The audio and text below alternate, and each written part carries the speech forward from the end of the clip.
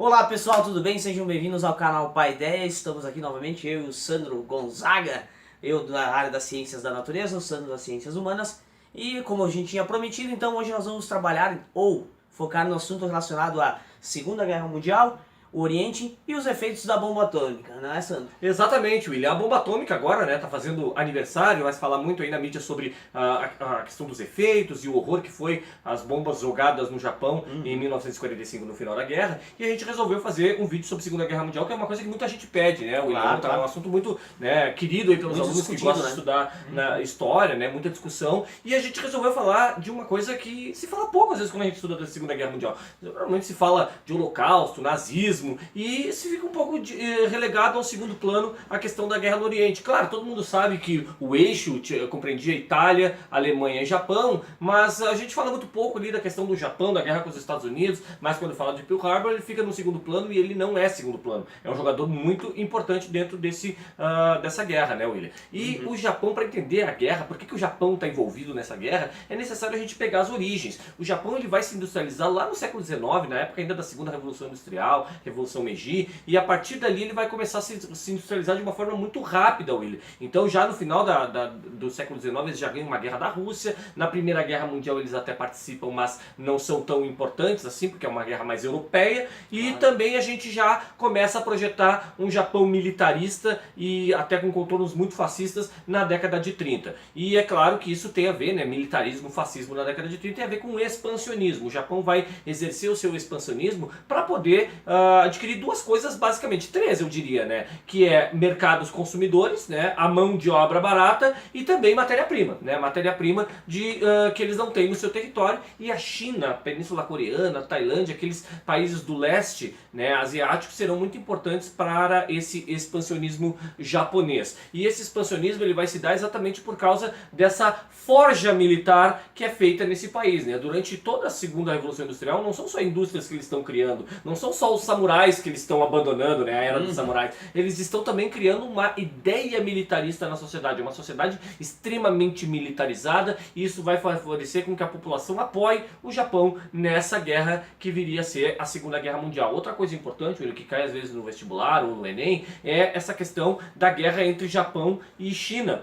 Normalmente a gente pensa a Segunda Guerra Mundial começando com a invasão da Polônia, Claro. né, pelos nazistas. Na verdade, para os chineses e para os japoneses, essa guerra já começa na década de 30. Em 1931, o Japão invade a Manchúria, em 37 já declara guerra à China, invadindo o território chinês. Então o Japão já vai ocupando as ilhas do Pacífico na década de 30 e se transformando num país extremamente expansionista e, obviamente, com toda aquela carga cultural que envolve isso, né? Os japoneses se achavam superiores aos povos vizinhos, exatamente lá como a Alemanha nazista pensava dos seus vizinhos, né? Então eles achavam que esses povos inferiores deveriam ser submetidos à economia japonesa. E esse desenvolvimento tecnológico, esse desenvolvimento industrial vai desembocar nessa guerra que vai ser muito longa e que por isso mesmo vai acabar se conectando com a Segunda Guerra Mundial. Segunda Guerra Mundial Oriente é o tema, né, que a gente está trabalhando hoje. E é claro, né, aí você sabe que a Segunda Guerra Mundial para os Estados Unidos começou depois do que para os países europeus, Sim. exatamente porque os Estados Unidos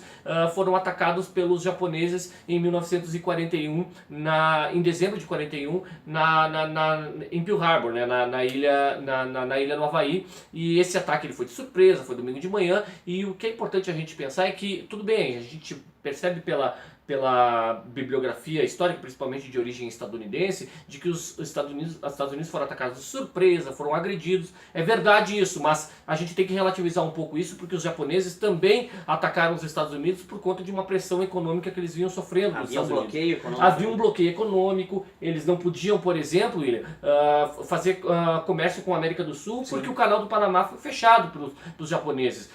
Dinheiro de empresários japoneses em bancos estadunidenses foram bloqueados. E mais, o Japão é muito dependente de petróleo. Os Estados Unidos cessaram o envio a exportação de petróleo para o Japão. E isso acabou estrangulando a economia japonesa, que precisava, né, cada vez mais de recursos e estava cada vez mais agressiva no leste. Por que os Estados Unidos fizeram isso? Porque eles tinham também interesses no leste europeu, né? Pensem, né, a Terra ela é um globo, ela é geóide.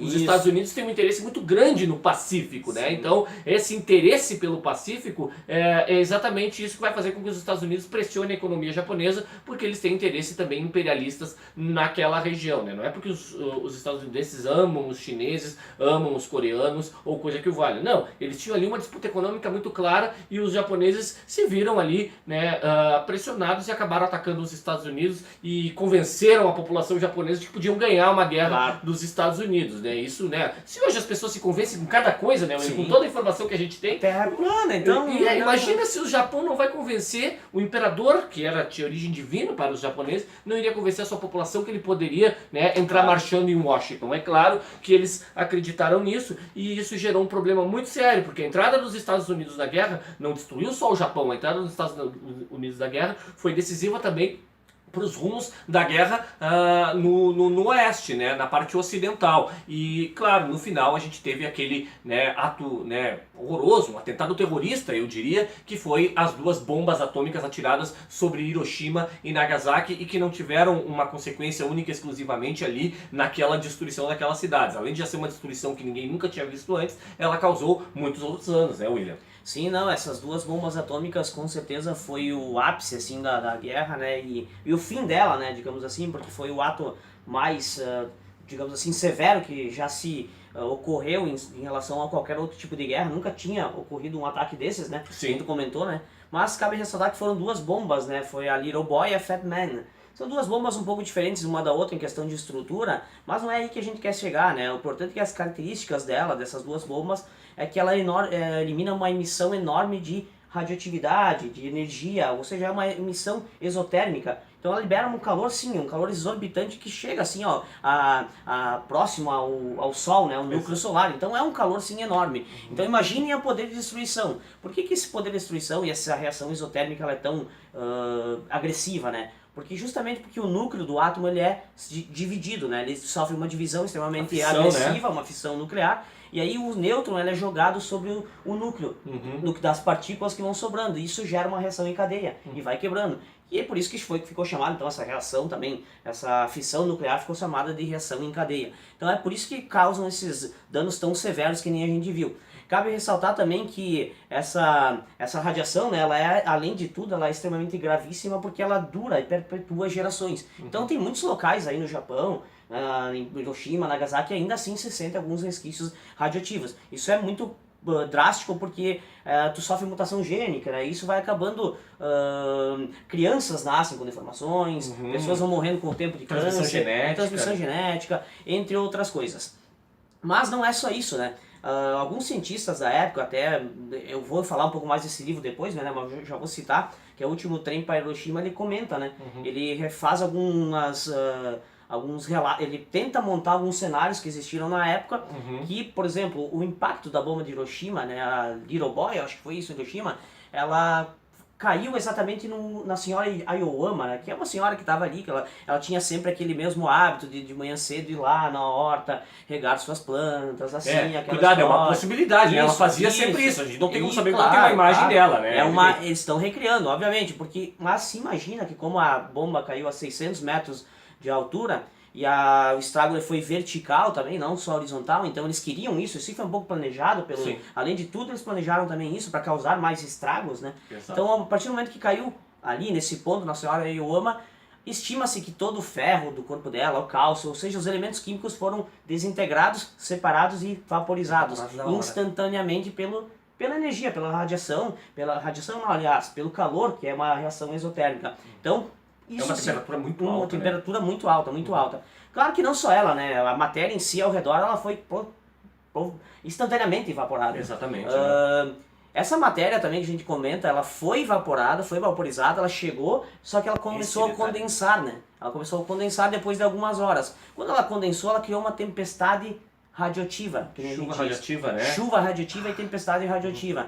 Então, se a bomba não matou pessoas aí instantaneamente, com certeza essa tempestade radioativa, essa chuva radioativa, ela trouxe danos depois. Porque contamina solo, contamina água e todos os alimentos que estavam disponíveis para a população. Então, tu não tinha mais para onde correr, né? Exatamente. Ou seja, os efeitos foram bem drásticos depois também. Só para terminar, Sandro, já que a gente está falando sobre isso também, os impactos ambientais, né, tem que ser levados Até em hoje, conta. né? Até hoje tu tem locais que é possibilitado o plantio de algumas coisas. Então, esse fator de pós-guerra, pós-bomba, tem que ser considerado porque são danos severos que ainda existem até hoje, né? Exatamente. Então, assim, ó, tá fazendo aniversário agora, né?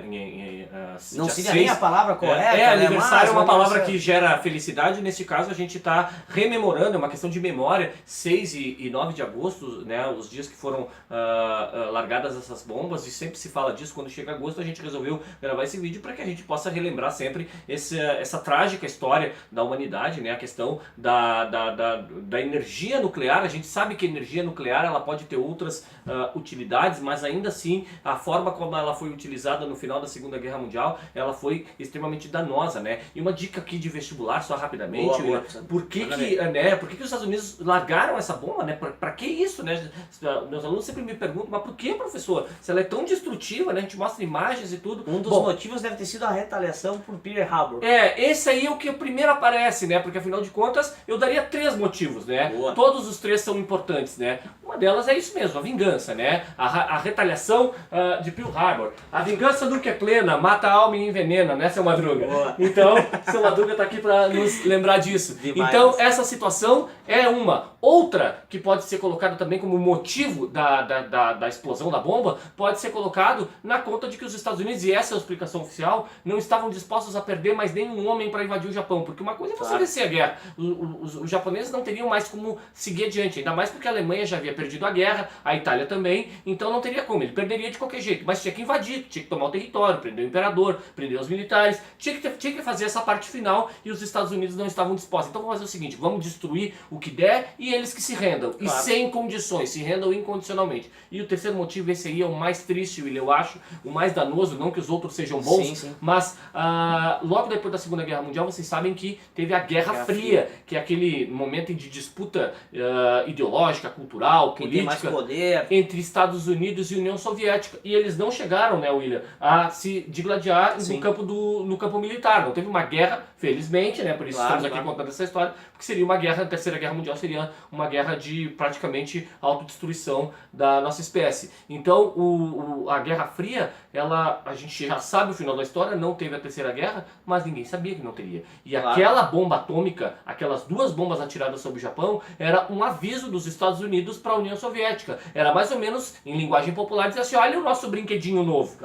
Não se metam com a gente. É claro que depois a União Soviética também chegou à tecnologia nuclear, e isso acabou fazendo com que as forças se equiparassem de uma forma, né, bizarra, né, que quem tem mais bombas. Mas esses seriam os 3 motivos, né? Vingança, não derramamento mais de sangue de soldados, e também um primeiro ato da Guerra Fria. E, né, William, acho que hoje a gente nem vai fazer tantas indicações, porque no Segunda Guerra Mundial tem muito livro, mas eu queria indicar um aqui de um historiador. Queria complementar alguma coisa? Não, só dizer que é triste, né, lembrar dessas datas, mas a gente precisa, lembrando que esse mês faz aniversário, né, dos acidentes aí, ou dos ataques, não é acidente, né, tem que reforçar isso. Mas é estranho, né, quando tu falaste aí a terceira questão, Sandro, que é sobre os ataques dos Estados Unidos. Me parece que o Japão foi um teste, né? Exato. Parece que foi um teste, assim, pra saber real. Qual é o efeito no ser humano. Isso, qual é o efeito do ser humano pra daí sim ganhar a Guerra Fria, a dita Guerra Fria. Entende? Então é meio que estranho, né? E houve possibilidades de explosão nuclear durante a Guerra Fria. Nós vamos falar sobre isso aqui no Paideia. Pede aí a sua sugestão que a gente vai preparando os vídeos pra vocês. Bora pras indicações. Indicações, William. Eu vou aqui um historiador, né, não muito conhecido, chamado Sandro Gonzaga. Opa, conheço. Estados Unidos, na verdade, Tio Sam Vai à Guerra é o nome desse livro, e esse livro é feito por um coletivo, né, uma série de historiadores que lá quando eu fazia faculdade nós fazíamos, projetávamos filmes sobre algum tema, e neste livro aqui a gente projetou vários filmes de guerras que os Estados Unidos se envolveram, e o artigo que eu falo é exatamente sobre a Segunda Guerra Mundial. Projetei um filme sobre a Segunda Guerra Mundial, então é um livro aí que se você quiser encontra fácil hoje em sebo, não é tão difícil, não está esgotado, é uma boa recomendação, tem vários artigos aqui sobre as várias guerras dos Estados Unidos, desde o século XIX, a Guerra Civil, né, a Guerra do Vietnã depois do século XX, tem várias guerras aqui. É um livro que eu acho bastante interessante porque são textos muito fáceis de serem lidos. Outra indicação, William, que eu gostaria de fazer, que é muito interessante, eu gosto muito de mangá, de histórias em quadrinhos também, é este mangá aqui, né, o Gen. Esse livro aqui, William, ele é um mangá, para quem não sabe, né, histórias em quadrinhos japonês, só que são lidos de trás para frente, ele tem um outro formato, mas ainda assim é uma história gráfica. E ele é escrito pelo Keiji Nakazawa, ele é sobrevivente, William, da bomba atômica. Ele tinha 6 anos de idade, a família toda morreu, a mãe até sobreviveu e a filha, a irmã dele mais nova, a bebezinha, também sobreviveu, mas depois elas morreram também com os efeitos da bomba, e eles são muito bem retratados aqui de uma forma bastante dura, bastante drástica, e isso aqui é feito pelo Ken Nakao. São 10 volumes, eu tenho um e o 2 aqui, né? Isso aqui é patrimônio histórico e cultural da humanidade, recomendo, é até barato isso aqui de se achar. Não estou fazendo propaganda, mas se a editora quiser mandar para mim presente, eu não fico bravo. Aceitamos.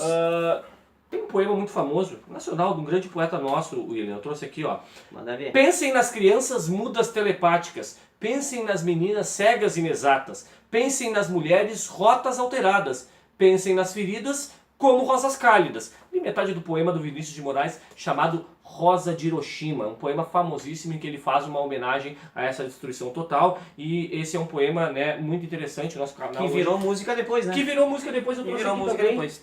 aqui vou até tirar do plástico para ficar mais fácil para não dar tanto brilho, que é Os Secos e Molhados, acabou fazendo uma versão muito legal da Rosa de Hiroshima, nesse disco aqui, na década de 70, 73, se eu não me engano, é o lançamento desse disco, recomendo também, é um momento muito emocionante. Tem também um anime, a gente pode botar o link depois, que mostra, é um anime do Gen, com a música dos Secos e Molhados, e ficou muito bonito, muito emocionante. Sempre que eu passo para os meus alunos, causa bastante impressão. Então essas seriam as nossas dicas de hoje, Pois né? não, até tem o mesmo livro que eu comentei aí antes, né? O livro do O Último Trem para Hiroshima, do Charles Pellegrino, ele tem uns relatos bem interessantes, e cabe ressaltar que esses relatos são de sobreviventes também. Sim. É estranho, porque quando teve a primeira bomba, né, em Hiroshima, aí, se não me engano, Nagasaki foi a segunda, né, eles tiveram ali, a bomba foi lançada, eles pegaram o trem e foram pra outra cidade, pra escapar dos efeitos. Detalhe, depois aconteceram os ataques lá. Então, esse sobrevivente é o único sobrevivente que sobreviveu a 2 bombas atômicas. Exatamente. Então tem o relato desse homem que faleceu há pouco tempo atrás, não faz muito tempo, mas nesse livro a gente encontra também esses relatos aí. O Último Trem para Hiroshima, Charles Pellegrino, tá? E filmes que nem a gente já citou, Pearl Harbor, entre outros, que são clássicos do cinema. Tora. Isso, que não precisa nem a gente comentar aqui, porque e a gente vai falar muito de Segunda Guerra Mundial, com certeza, né? Ao longo do terão tempo, outros tempos. Terão outros tempos, né? Imagina, o que falta nazismo, falta holocausto, tem muita coisa pra gente falar. Claro. Então, gente, eu acho que era isso, né? Hoje, com esse tema um pouco triste, mas que tem que ser lembrado, porque faz aniversário, que nem a gente comentou, o aniversário. Então, acione o sininho, né? Compartilha, curte, se inscreve no canal, que a gente precisa muito da ajuda de vocês, né? Pra gente continuar esse trabalho que a gente faz na raça, a gente precisa da ajuda de vocês. Só curtir, compartilhar, se inscrever, que é muito importante, que já tá muito legal. Porque o Paideia, ele é espontâneo, então a ideia dá Paideia. Pode crer, William. Valeu, Sandro. Abraço.